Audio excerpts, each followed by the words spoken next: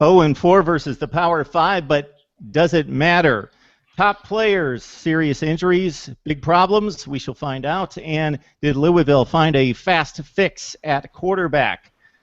This is the ACC Breakdown. I'm Mark Rogers of Mark Rogers TV, bringing in the best bloggers from the ACC to talk football and nothing but football each and every Wednesday night. We're live on Google Hangouts, and it gets uploaded to YouTube, Podbean, and all over the place. SB Nation bloggers join us, as well as Mike McDaniel from inside the ACC this week. We've got Ryan Kantor from Shaking the Southline, and we've got, Joey Weaver from the Rumble Seat, Georgia Tech, and also Dan Rubin from BC Interruption. So, gentlemen, good week for the ACC on one hand in winning 10 of 14 games out of conference. I mentioned the 0-4 slate against the Power 5. Some of those matchups very understandable, i.e. Ohio State, Virginia Tech. So let's just kind of take it across the board, and I'll get your thoughts on week one and your takeaways. So, Ryan, let's start with you. Yeah, I don't think there's any big surprises. We have a ACC Pick'em for our website at STS, and 50 out of 72 are still perfect. So, I don't think there were no upsets. No one was really expecting anything different. So, if anything, Virginia Tech, even in a loss, was impressive. Of course, they lose Brewer now, so they're going to drop down a peg. But overall, I think we didn't learn a whole lot. Okay, Mike, what do you think after that week one? Of course, as Ryan mentions, Virginia Tech looking mighty impressive in the second quarter, getting a bit manhandled down the stretch against Ohio State. Yeah, I think with Virginia Tech now, you have to wonder if they're, like Ryan said, they're going to go down a rung. I mean, they were predicted a lot of different places to be a top contender in the Coastal Division this year, and now without Brewer, how are they going to contend? I mean, now they're looking at Brendan Motley at quarterback, and if there was any indication in the second half, he just wasn't able to throw the football very well. So we'll just have to see what happens here with Virginia Tech, but overall, across the conference, not a whole lot of surprises. I think Louisville, the big question there is also a quarterback, with Bonifant coming out of the game pretty quickly, replaced by Jackson, and how's Louisville going to move forward at the quarterback position? All right, Joey, you got to excuse me here. I'm not going to ask for the 15-minute breakdown of Georgia Tech's 69-6 win or whatever it was this past Saturday. So your other thoughts about the ACC in general? Yeah, good game Thursday night, but probably not the best game I attended all weekend, actually. I was actually in attendance at the Louisville-Auburn game, and you talk about the conference going 0-4 in the out-of-conference games against Power 5 teams, and yet that didn't really bother me. Two of those games, as you mentioned, Virginia Tech, Ohio State, and then Virginia, UCLA, I mean, those were both kind of expected that they were going to lose those games. Louisville was also like a 10-point underdog to Auburn. And actually, if you look at the stats, outplayed them in almost every facet of the game. And they just, kind of got unfortunate with some turnovers in the wrong places and ended up losing that one. And then the one that maybe disappointed me the most was North Carolina against South Carolina. I honestly thought that they would win that game. They were like a 3 or 4 point underdog, but I just don't see it with South Carolina this year.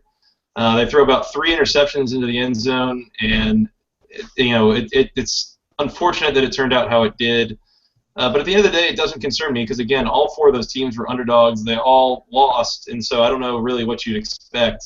But I will say that SB Nation published an article today on the Mothership that I thought was really interesting, and they pointed out that the ACC might have actually been the second-best conference in Week 1, not because they had any marquee wins, but because they didn't have any absolute embarrassing lay-and-egg losses, a la Stanford and Northwestern, Washington State, Eastern Washington, and on with some of the other conferences that each of them, outside of the SEC and ACC, seem to have just a horrendous loss somewhere along the way. The SEC was basically perfect. They went 13-1, and at this point, considering their showing last year and for the first week of 2015, I don't even know if we can consider Vandy in the SEC anymore. But basically, the SEC was perfect. Other than that, yeah, the Pac-12 went 7-5, but some bad losses everywhere. Penn State against Temple, Nebraska losing on the Hail Mary didn't look good for the Big Ten, and you mentioned some of the other losses. The Big 12 really didn't play anyone outside of that TCU-Minnesota game. So Dan, what are your takeaways from Week 1 in the ACC? Well, in the Atlantic Division, as much as it pains me to admit this, and as much as it was against a Texas State team that took a paycheck to go out to Tallahassee and get murdered 59-16. Everett Golson looked really good at quarterback with all the other teams having their respective issues. I think a guy like Golson did what he needed to do in order to impress some of the people who were watching him. Threw for a bunch of touchdowns and proved that with Dalvin Cook back in the lineup with his legal issues behind him, that Florida State's going to be a force to be reckoned with again this year.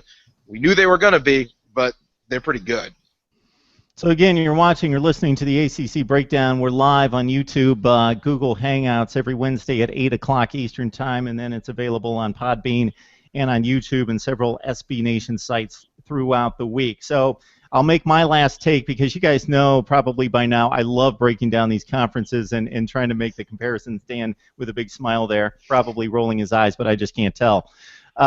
So the North Carolina, South Carolina that Joey features right there, I think that was the ACC's opportunity. I think North Carolina played much better in the first half. They just didn't take advantage, didn't break out to a lead. But they outplayed South Carolina for most of that game. They gave up a 75-yard touchdown run late, lost the game. Virginia Tech can't be expected to beat Ohio State. You're talking about probably the 5th or 6th best team in the ACC that's going to be tough to evaluate now that they lost their starting quarterback, taking on probably the best team in the country, not just the Big Ten. And then Virginia, one of the lower-rung teams in the ACC, taking on a team that many people think are going to get to the college football playoff. So you have to completely excuse those two losses, especially since Virginia Tech competed for 1/2 plus.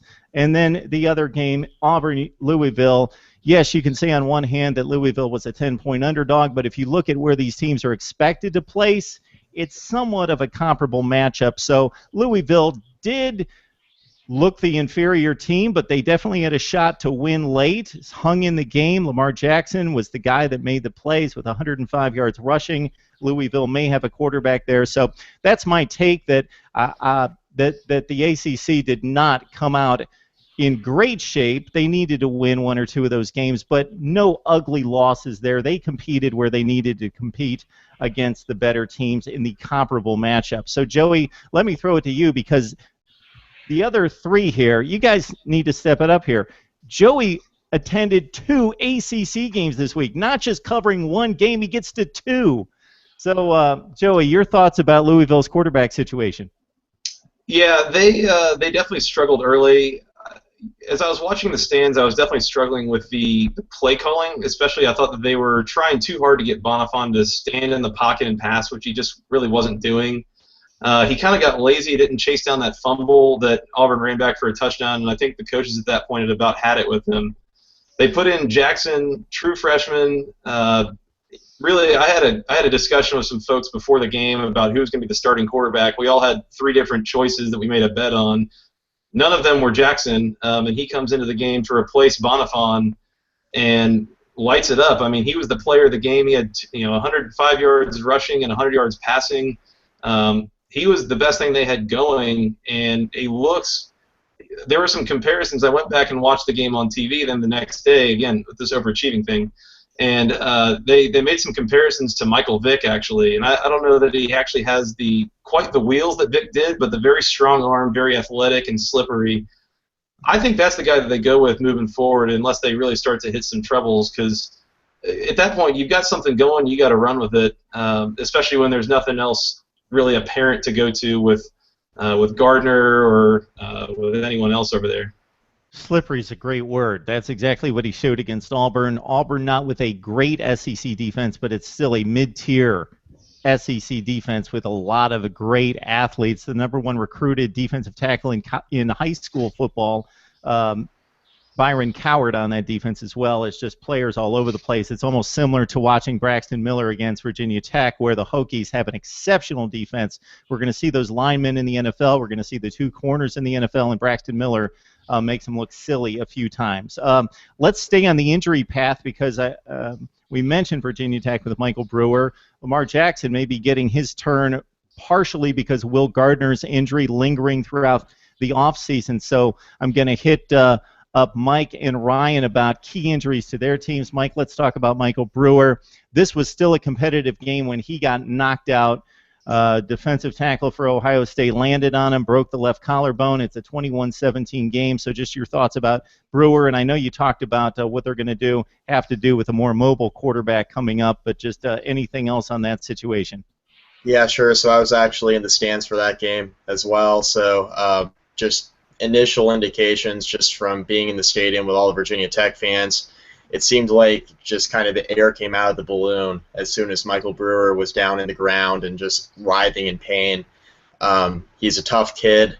Last year against Virginia in the final regular season game of the year, he had his throwing shoulder pop in and out of place 3 different times. He remained in the game, and he earned the respect of a lot of his teammates during that whole stretch there. During that game, and then in the bowl game, he was rehabbing the shoulder, was not 100%, and still came through and played well in the bowl game, and ultimately earning the respect of his teammates, and then coming back this year and having that happen to him in the first game of the season is just extremely tough. Brewer's the only real throwing threat they have at quarterback, which is crazy. It seems like they just hadn't developed anybody behind him. Brendan Motley came in. He's a redshirt junior. They were using him a lot in wildcat situations. They were bringing him in off the bench as more of a running threat, spread option guy. But every time he stepped back to throw it there in the second half, it just did not look very good. He basically threw up a punt there late in the third quarter. It was essentially a deep pass. I believe it was to Isaiah Ford or Bucky Hodges down the seam, and he throws up basically just a dying duck, and that gets intercepted, and that was pretty much it. But they're going to have to run the ball a lot better. They're going to utilize a lot of their running backs now moving forward because they don't really have anybody well-developed as a pocket passer there, a quarterback for Tech. So we'll just have to see what happens. I think they're definitely going to take a step back in the Coastal now with Brewer out 4 to 8 weeks. Ryan, I think Clemson brings wide receivers off the bench just like defensive linemen. So who's the next guy in line that's probably almost as athletic? But this guy is still, regardless of the depth at the position, a huge loss. Yeah, Mike Williams, Clemson's best wide receiver, injured his neck, small fracture, and he'll be out at least through the Georgia Tech game. We're not really sure when he'll be back, but that's kind of what we're looking at right now. If there's one position where Clemson has enough depth to sustain an injury and not really take a step back, it's wide receiver. But anybody but Mike Williams. He's the one guy who's really tall, could go up and get a jump ball. He's 6'4". He's NFL ready.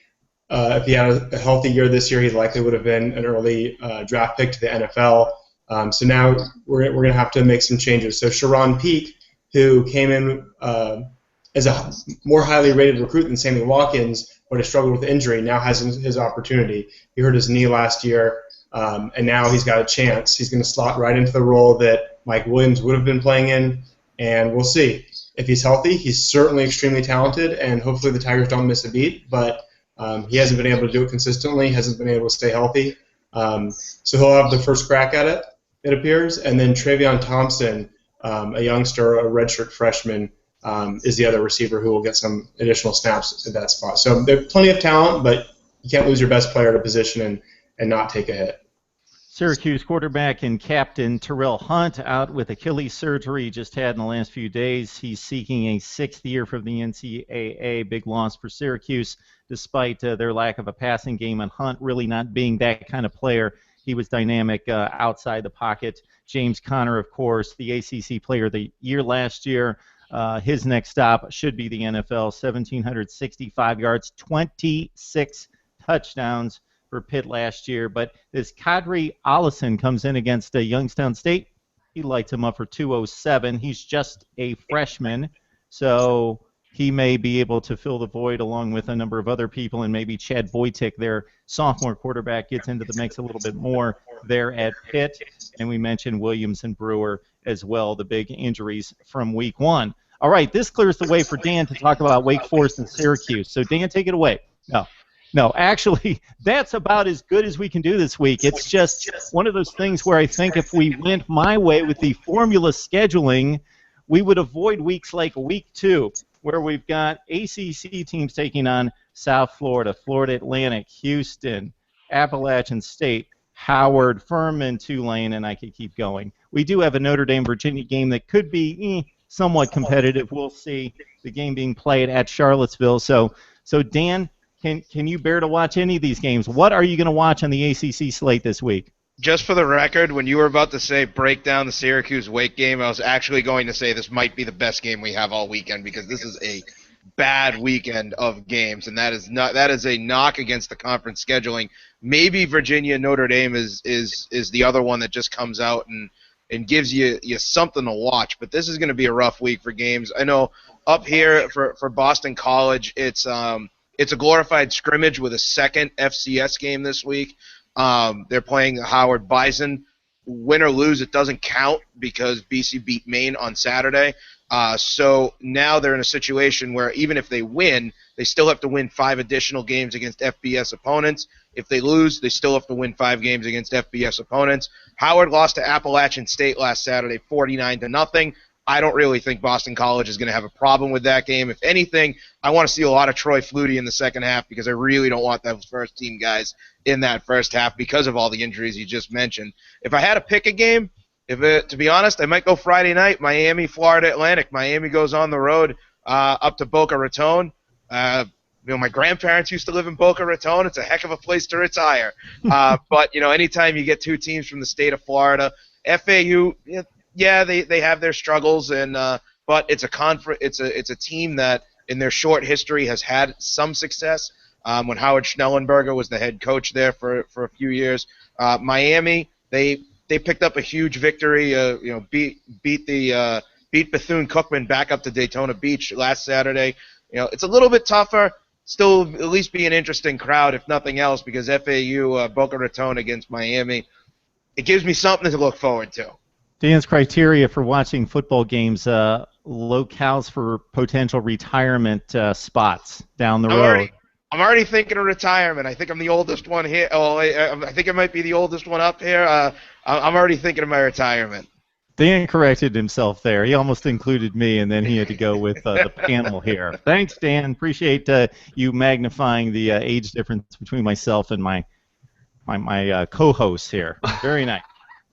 All right, we do have Wake Forest and Syracuse, and when we look down the ACC schedule, we make fun of this week too, but I would argue that this is possibly the toughest non-conference slate of any conference in the nation, that the ACC, with the 5 Notre Dame games, and if you look across the board, may play the toughest non-conference schedule out of the 5 Power Fives. It just happens to be a down week, and there's a big lull there. And then next week we kick it in with a lot of Big Ten matchups, including Miami, Nebraska, Clemson, Louisville, Georgia Tech, Notre Dame, and it's really looking good for next week if we can survive this week. So, Joey, who in the world are you going to watch this week, or what else do you have to talk about when it comes to ACC football? Is there anybody else that stood out to you?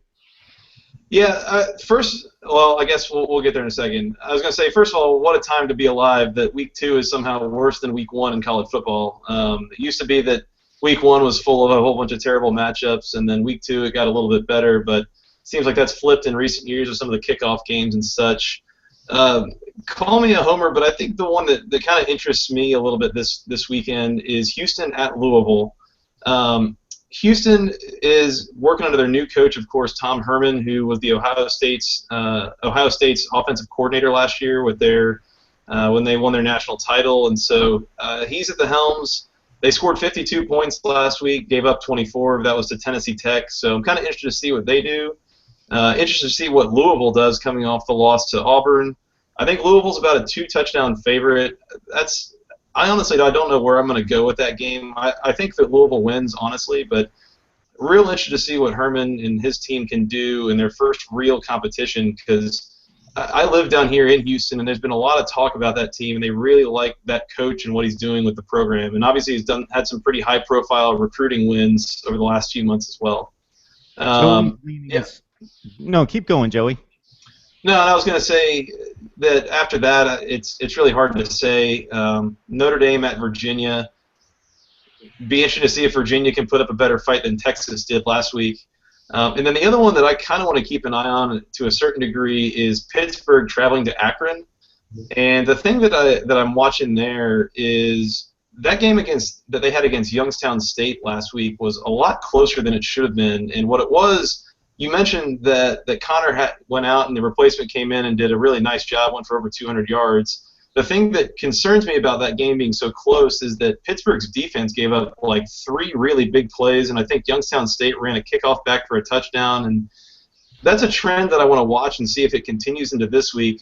Was that just a fluke, or is that going to be a bit of a shortcoming of the Pitt defense is giving up some of those huge plays?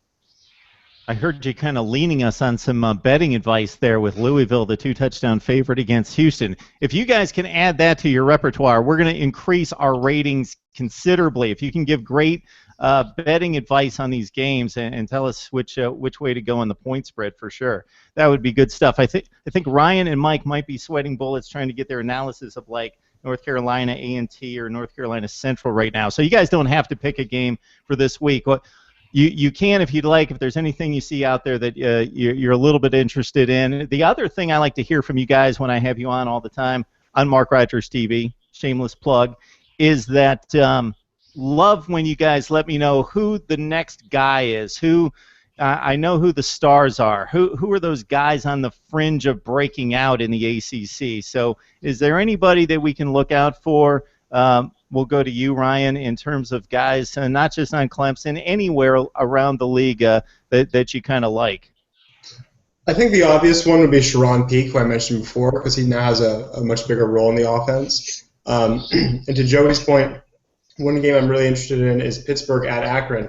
Akron beat Pittsburgh last year, and now we'll see how their new running back does and if they could go on the road and get revenge after losing to Akron last year. Coming into the year, I really figured all 7 teams in the Coastal had a very, very realistic shot to win it, including Pittsburgh. And now Pittsburgh seems to be the one that has the worst shot to win it, especially after looking so bad against Youngstown State and losing their star players. So I think that's a good one to look at. I was all over Google as Joey was talking, trying to get that Akron-Pitt score from last year because I didn't want to be wrong, but I thought that they lost to Akron last year. Yes, they did. Mike, anything to look out for coming up? Any players that are just off the radar that could really break out? I mean, call me late to the party, but I think Lamar Jackson, I mean, as well as he played last week, is this going to continue? Because like Joey said, I mean, he kind of came out of nowhere. Nobody was really expecting him to be the starting quarterback. Now all of a sudden he comes in last week, and now going into week 2, he looks like he's going to be starting for Louisville just based off the way he played last week. So Bobby Petrino has an interesting decision there. Virginia Tech, you got to look at Brendan Motley. I know he didn't play well in a relief role there for Michael Brewer, but Ohio State is obviously a tough defense to come in and kind of prepare for, off the bench in an unexpected situation. Expect for him to play a lot better against Furman, who's, extremely lowly opponent. But I think just one game I'm kind of a little bit interested in, Florida State, South Florida, and why? Because it's an 11:30 a.m. start time. I don't really understand that. It's early. Is Everett Golson going to show the same arsenal throwing and running that he did last week and at times at Notre Dame last year? Is he going to continue to avoid turning the football over? That's something I want to watch heading into week 2. Other than that, I think Notre Dame and Virginia is an interesting matchup. Is Notre Dame's defense as good as advertised, or is Texas just that bad on offense? I guess we'll find out in week 2, and we'll see if Virginia has any more success with Matt Johnson at quarterback, and we'll see if they can put some points on the board against Notre Dame's defense, and just how good is Malik Zaire. I think that's something we want to monitor as well. He's kind of a dark horse Heisman candidate, especially with how well he played in week 1. Yeah, for as much as South Florida's been a mess on the field, they recruit very well there in Florida, and the recruiting rankings are rather pretty decent for American Athletic Conference team, but I couldn't expect them to hang with the Seminoles on Saturday unless, they wake up a little bit earlier than Florida State. Dan, when we're talking about underrated players and off-the-radar guys, maybe you can go to those BC wide receivers for us. Oh, I absolutely can. A couple weeks ago, the running joke had been for the offseason about Boston College's passing game and how we take anybody at receiver up here. But as it turns out, the last couple things that I've been told before the season, in a couple things that we hosted on BC Interruption, was that Boston College's passing game actually existed and had guys who were capable of both throwing and catching the ball. Which is a vast improvement over last season when they had neither.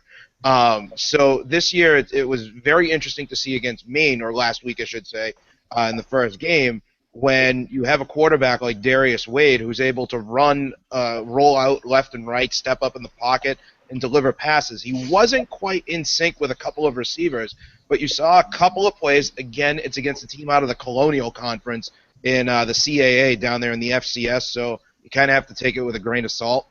But you have guys like Thad Smith and Sherm Alston who are undersized, who are getting some separation. You could see the zip coming off the passes. A little bit different look, too, because Wade's left-handed, so the defensive alignment actually has to flip. The top receiver plays to the left, not to the right for possession purposes. And the guy to, quote, take the top off the defense, the X receiver, he's on the opposite side against the backside, so he's on the right side and not the left.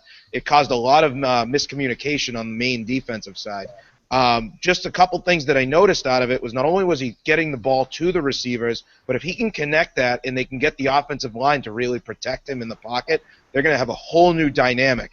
Completed a touchdown pass that he was rolling out to his left. It was a stereotypical Steve Adazio type play where you roll out to the left with the quarterback, a little bit like what he used in Florida with Tebow, but instead of using an H-back tight end, because Boston College has blocks of granite for tight ends with stone fingers who were never catching the ball.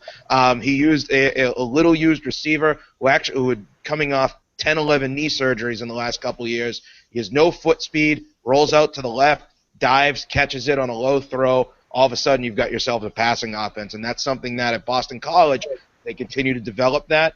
Could be pretty exciting by the middle of the season.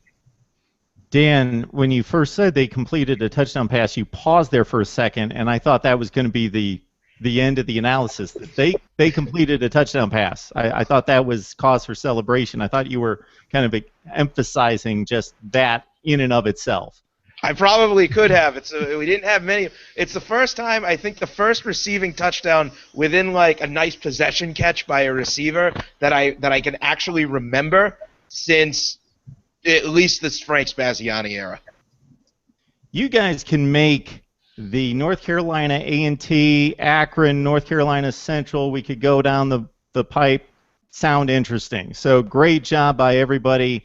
This is the ACC Breakdown. We're here every Wednesday at 8 o'clock on Google Hangouts, and then you can join us for the recorded version on Podbean. That's the audio podcast, or on YouTube at MarkRogersTV or various SB Nation platforms. So great discussion. Again, we've got some real football games next week. Clemson, Louisville, Miami, Nebraska, Georgia Tech, Notre Dame, Duke, Northwestern, Pitt, Iowa, North Carolina, Illinois, as the ACC takes on the Power 5 in some very meaningful matchups. So, guys, we'll need to bring our A games next week. So we got Dan Rubin from BC Interruption, Joey Weaver from the Rumble Seat, Georgia Tech SB Nation, Mike McDaniel from Inside the ACC, Ryan Kantor from Shaking the Southland, and I'm Mark Rogers of Mark Rogers TV. This is the ACC Breakdown. Thanks, guys. Thanks, Mark.